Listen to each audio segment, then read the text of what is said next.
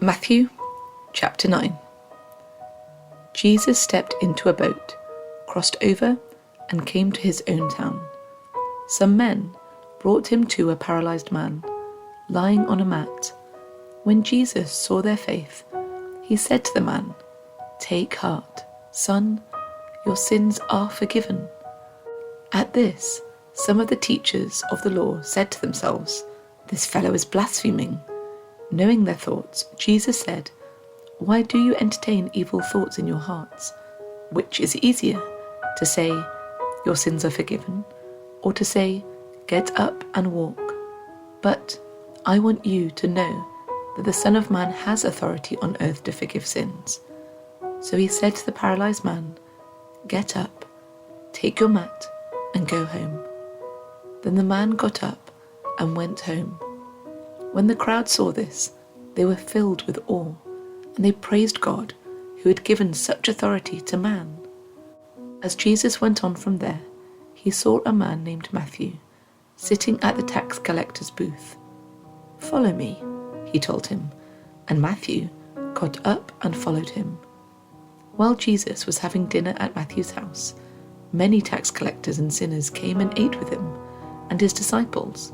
When the Pharisees saw this, they asked his disciples, "Why does your teacher eat with tax collectors and sinners?"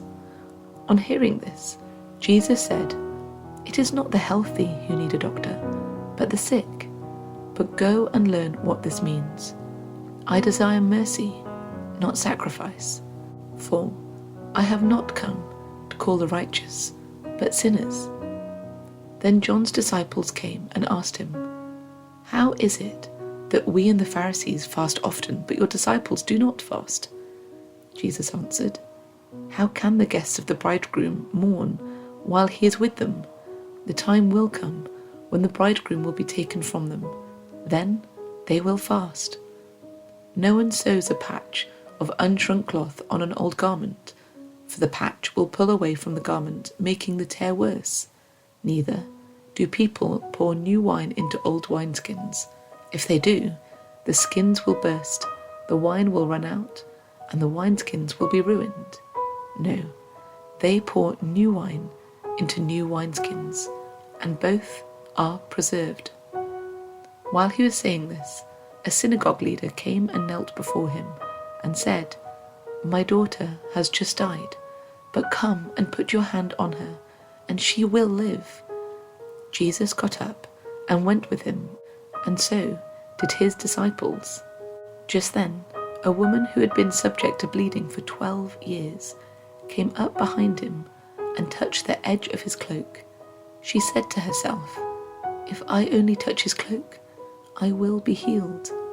Jesus turned and saw her. "Take heart, daughter," he said. "Your faith has healed you." And the woman was healed at that moment. When Jesus entered the synagogue leader's house and saw the noisy crowd and people playing pipes, he said, "Go away. The girl is not dead, but asleep." But they laughed at him. After the crowd had been put outside, he went in and took the girl by the hand, and she got up. News of this spread through all that region. As Jesus went on from there, 2 blind men followed him, calling out, "Have mercy on us, Son of David." When he had gone indoors, the blind men came to him, and he asked them, "Do you believe that I am able to do this?" "Yes, Lord," they replied. Then he touched their eyes and said, "According to your faith, let it be done to you." And their sight was restored. Jesus warned them sternly, "See that no one knows about this." But they went out and spread the news about him all over that region.